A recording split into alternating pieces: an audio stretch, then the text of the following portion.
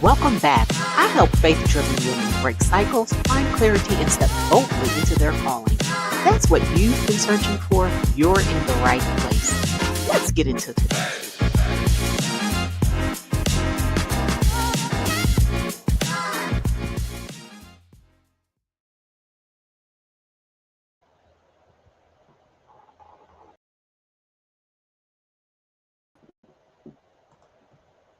Hey, good day, good day, good day. I want to welcome you to our video for today. And I'm going to go ahead and just jump right into what we're going to talk about for our topic. There's a difference between being busy and being on assignment. Busy women do everything, but women on assignment do what matters.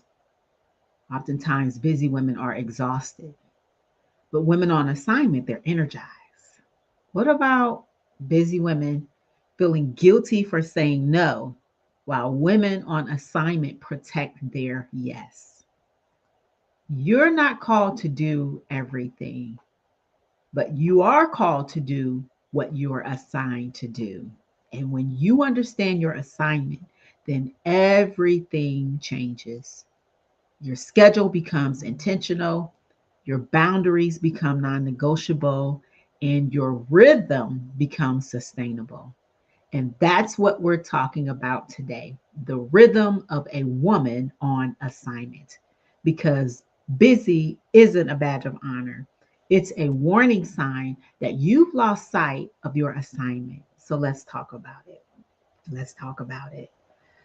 Let me tell you what I see all the time: high capacity women doing everything because they can and not because they should. We know that you're capable, you're talented, you're dependable. So everyone asks you to do things. And because you can do them, you say yes. But here's the problem: just because you can doesn't mean you should. And just because you're good at it doesn't mean it's yours. And when you take on everything, you end up with nothing: no focus, no energy, no impact, just exhaustion. So I want you to think about your schedule right now. How much of what you're doing is actually yours? And how much are you doing because someone asked and you felt bad saying no? How much are you doing because it needs to be done, but it was never your assignment? How much are you doing because you've always done it, even though it's time to let it go? So here's what happens when you're not on assignment: you're constantly tired. And I'm not talking about the kind of tired that comes from good work. I'm talking about the kind of tired that comes from carrying what was never yours. You're constantly scattered. You're doing 10 things, but none of them well. You're everywhere and nowhere at the same time. You're constantly guilty, guilty for not doing enough, guilty for saying no, guilty for not being everything to everyone. And you're wondering why breakthrough doesn't stick. You're wondering why you can't seem to sustain anything. You're wondering why you're always starting over.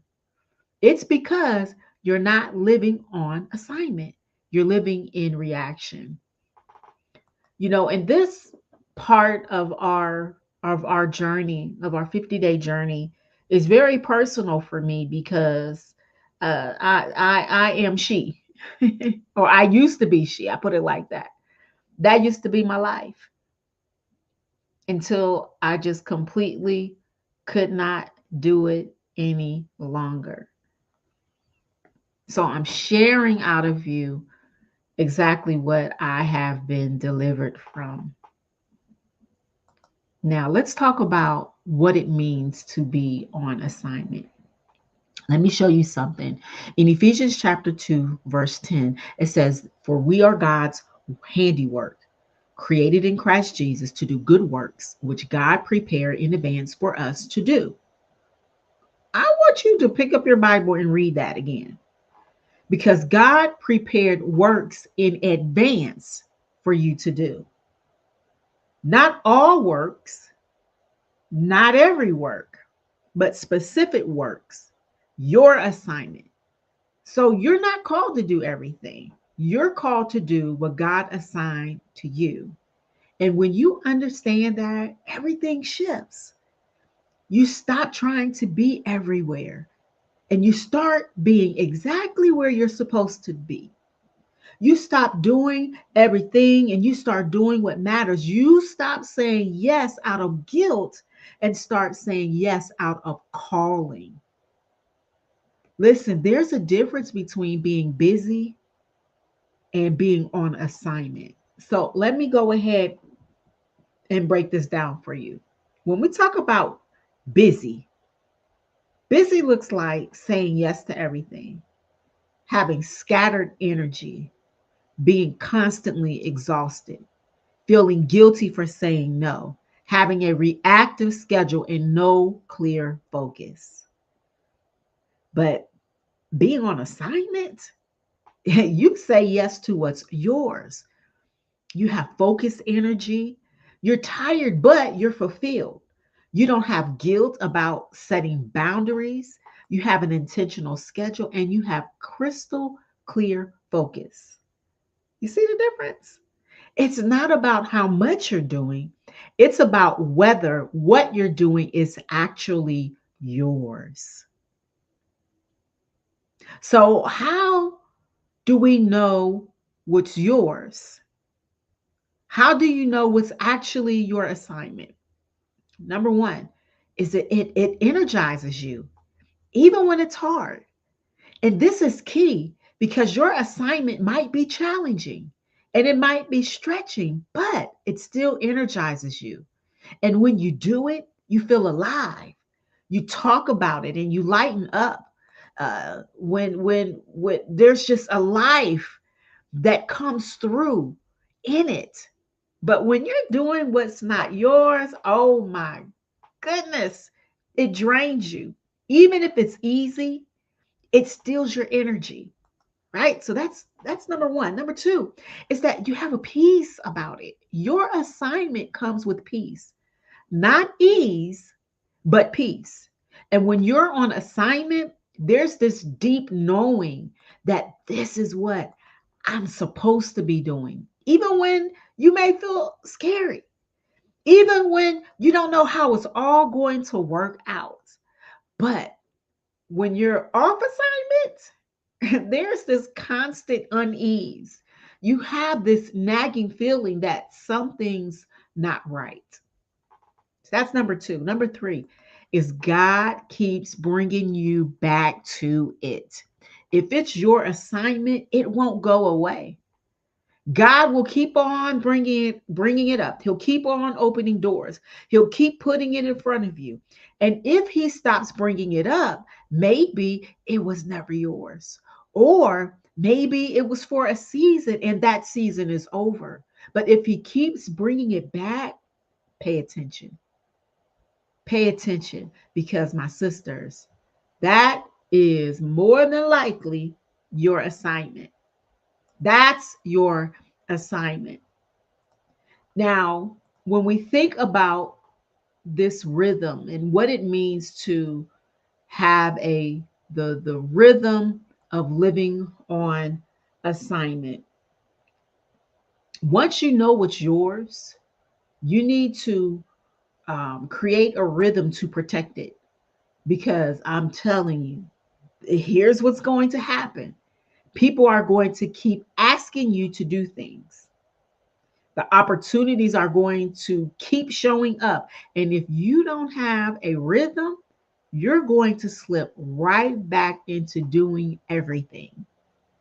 So here's what the rhythm looks like. Number one, having a weekly review. Every week, look at your calendar and ask, is this still mine? Because our assignments shift, our seasons change. So, what was yours last year, it might not be yours now. Number one. Number two, a sacred no. I call it a sacred no. When someone asks you to do something, pause. Don't say yes immediately. Say, let me pray about it and I'll get back to you. And then actually pray and ask if it's yours. And then listen for peace. If you have peace, it's yours. If you don't have any peace, it's not yours. Number three is protected time. You have to block time for your actual assignment, not what's left after everything else is done, but actual time. If it's your assignment, it deserves protected time. Number four is to do regular audits. Every 90 days, do a full assignment audit. What am I doing that's mine? What am I doing that's not mine? What needs to stay? What needs to go? Listen, because there is a cost of carrying what's not yours. let me let me just be all the way real about what it costs you to carry assignments that were never yours. It cost you energy. Why? Because you're exhausted from carrying what was never, you were never meant to carry that. It cost you your impact. You can't make real impact when you're spread too thin. It costs you calling. When you're doing everything, you're not doing your thing. And your thing is the only thing that's actually yours. And it costs other people their assignment. When you do their work, oh, they don't grow into what they're supposed to do. My gosh.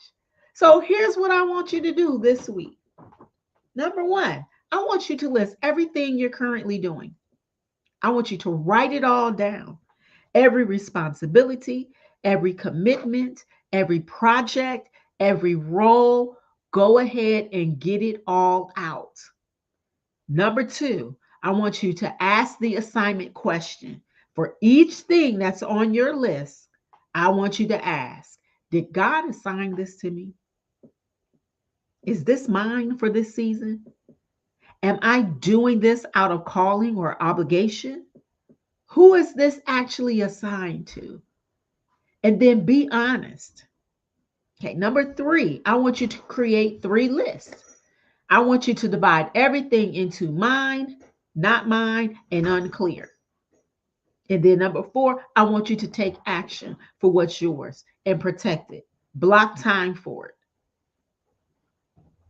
Say things, say no to the things that compete with it. And for everything that's not yours, release it. Delegate it. Stop doing it.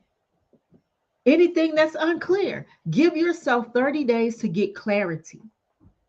Number five, build rhythm. Start weekly reviews. You have to practice that sacred no. You have to protect your time and schedule audits. Build a rhythm that keeps you on assignments. That's what it looks like. So let me ask you something. What are you doing right now that was never yours to begin with? What are you carrying that's draining you because it was never your assignment? What would change if you let it go? I just want you to think about that. And then I want you to drop it in the comments. What's one thing, just one thing that you're doing that you need to release, and say it out loud? Because sometimes the first step to letting it go is just naming it. And if you need help figuring out what's actually yours, I can help you with that. The D.D.B framework is specifically designed to help you discern your season and assignments, to figure out what's yours and what's not. That's 8 weeks of coaching where we work through the discern, dismantle, build processes together. Or if you're already clear on your assignment and you just need help protecting it and building it consistently. The Activate experience gives you 12 weeks of accountability and implementation support. All of the details are in the description before. Listen, we're at day 49. There's one more day left, and we're going to do some follow up in this journey. So don't stop now. Subscribe if you haven't subscribed. Go ahead and share this with a busy woman who needs to hear it. And let's live on assignment. Thank you so much. I look forward to seeing you on tomorrow. Blessings. If today's message spoke to you, don't stay stuck another year. Book a call with me today. The link is in the description. And before you go, keep watching by clicking the next video on your screen. I'll see you there.